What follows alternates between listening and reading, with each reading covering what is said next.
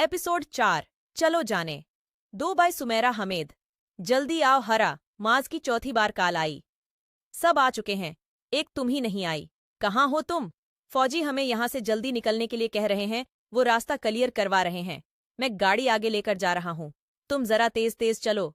वो तेज कहाँ से चलती, दुबार फसल चुकी थी। गाड़ियां आगे पीछे फंसी खड़ी थीं। लगता था अब हर शख्स को जाने की जल्दी है। हल्की हल्की बर्फबारी जारी थी। रखी हुई ट्रैफिक में कभी कभी बराए नाम हरकत पैदा हो जाती। शायद रास्ता आगे से जाम था, फिर उनमें थोड़ी सी ज्यादा हरकत नजर आने लगी और गाड़ियां आगे पीछे तेजी से हरकत करने लगी। अब तो वो सड़क पर पांव भी नहीं रख सकती थी। नाचार वो बर्फ के ढेर पर बैठ गई। कुछ देर बैठने के बाद और फिर थोड़ा बहुत जितना रास्ता मिल रहा था चलने लगी। अजीब मुश्किल थी। बैग में रखा फोन बार बार बज रहा था। अंधेरा गहरा हो गया था। उसे डर था कि वो जरूर उलझकर पीछे जा गिरेगी। वो ऐसी खतरनाक खाइयां नहीं थी, फिर भी गिरने का खौफ। अचानक एक जोरदार धमाका सा हुआ और वो खौफ से बुरी तरह गिर पड़ी। बर्फ के ढेर में शायद कोई ठोस चीज दबी हुई थी जो उसकी कमर पर बुरी तरह लगी। उठकर संभलने पर दर्द की एक तेज लहर उसकी कमर में उठी। धमाके की आवाज से ओसान अलग होता थे। गाड़ियों में से लोग निकल निकल कर सामने की तरफ देख रहे थे। हरा, तुम ठीक हो? मुआज की घबराई हुई आवाज उसे फोन पर सुनाई दी। वो रोने लगी और वो घबरा गया। 2 गाड़ियां अलट गई हैं। क्या? वो दर्द भूल कर चलाई। हाँ, तुम तो हादसे वाली जगह के पास नहीं हो ना? कहाँ हो तुम? मुझे नहीं मालूम, मैं बर्फ पर बैठी हूँ। मैं गिर भी गई, कमर में दर्द है बहुत। आगे जाने का रास्ता नहीं है। आप कहाँ हैं? लगता है तुम उस जगह से काफी दूर हो जहाँ गाड़ियां उल्टी हैं। तुम वहीं बैठी रहो, मैं कुछ करता हूँ। मैंने बाकी सबको रेस्ट हाउस भेज दिया है। मैं अकेला यहाँ तुम्हारा इंतजार कर रहा था। वहीं बैठे बैठे उसे काफी देर हो गई। अफरातफरी में मजीद इजाफा हो गया। रेस्क्यू टीम आ चुकी थी। वो लोग मुस्तादी से उधर उधर मसरूफ हो गए। वो लोगों को गाड़ियों में पुरसुकून बैठने के लिए कह रहे थे। पैदल और गाड़ियों दोनों के लिए आगे जाना नामुमकिन था। मैडम, आप ठीक हैं? एक फौजी उसके पास आया। नहीं, उसने रौनी सूरत लिए कहा। मैं गिर गई हूं और मुझे वहां जाना है। उसने हाथ से बलाक सड़क की तरफ इशारा किया। मेरी फैमिली वहां है और मैं यहाँ अकेली हूँ। फौजी ने उसके हाथ के इशारे की तरफ देखा। वहां 2 गाड़ियां उलाद चुकी हैं। जब तक करीन नहीं आती सड़क क्लियर नहीं होगी। कब आएगी करीन? उसे लगा यही कोई 15-20 मिनट तक आ जाएगी। कल तक शायद ही ये सड़क क्लियर हो। कल तक वो चलाई। जल्दी से मुआज को फोन किया, सारी सूरत हाल बताई।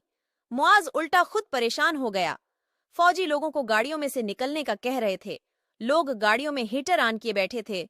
पेट्रोल खत्म होते ही हीटर बंद हो जाते और उनकी गाड़ियां बना पेट्रोल के वहीं बंद खड़ी रहती। वो बार बार उन्हें यही समझा रहे थे, गाड़ियों में लाक रहने से उन पर गुनूदगी तारी होने का खतरा था। हीटर बंद होते ही नींद में उनके साथ कुछ भी हो सकता था, खासकर छोटे बच्चों के साथ। लोग गाड़ियां लाक करके माल रोड के होटल्स की तरफ भागे।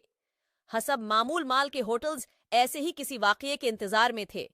उन्होंने मौका देखते ही किराए 5 गुना बढ़ा दिए।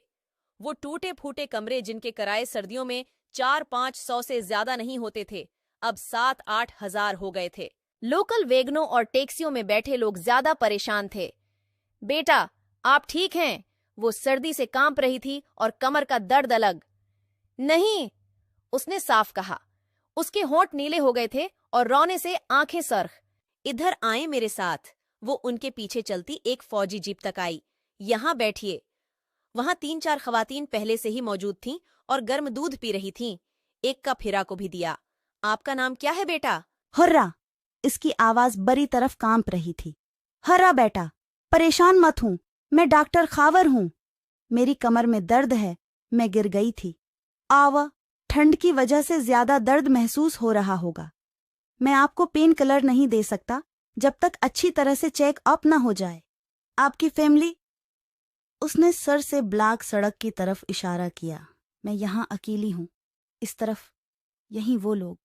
वो समझ गए। परेशान मत हो बेटा। एक तो बच्चे आप लोग किसी की बात नहीं सुनते। कब से अलर्ट दे रहे थे कि इस मौसम में घरों में रहें। मैं लाहौर से आई हूँ। बेटा, रात तक तो ये रास्ता क्लियर नहीं होगा। आप अकेली हो, होटल भी नहीं जा सकते। मेरा घर यहाँ से कुछ दूर है। ये 5 लोग मेरे साथ जा रहे हैं। आप भी चलें। यहाँ मुझे सब जानते हैं। करीब ही मेरा अस्पताल है, आप अपनी फैमिली से पूछ लें। उसका तो थोड़ा बहुत चलता दिमाग भी माउफ हो चुका था। अगर मुआज वगैरह कुछ ना कर सके तो वो क्या करेगी। उसने मुआज को फ़ोन किया, सारी सूरत हाल बताई, फिर मुआज की डॉक्टर खावर से बात करवाई। ठीक है, तुम जाओ उनके साथ। मुआज ने 5 मिनट उसे होल्ड करवाने के बाद कहा, मैंने यहाँ खड़े फौजियों से उनके बारे में पूछा है, सब जानते हैं उन्हें, वो काबिल इत्मीनान हैं। तुम जाओ उनके साथ, मेरा तुम्हारे पास आना नामुमकिन है। मैं उन्हें साथ लेकर जा रहा हूँ। डॉक्टर खावर ने इन 5 अफराद की तरफ इशारा करके एक फौजी अफसर को बताया। काफ़ी देर चलते रहने के बाद डॉक्टर खावर के घर पहुंचे। खाना खुलाकर उनकी मुलाजिमा जन्नत, हर्रा और एक दूसरी औरत को एक कमरे में ले आई। बाकी लोग हाल में लगे बस्तर पर पहले ही ढेर हो चुके थे। बेड पर गिरते ही वो सो गई। इसकी कमर बहुत दख रही थी, उसकी कमर बहुत दुख रही थी। गरमाइश मिलते ही दर्द कम होने लगा। इसमें इतनी हिम्मत भी नहीं थी कि उठकर वॉशरूम तक ही चली जाती।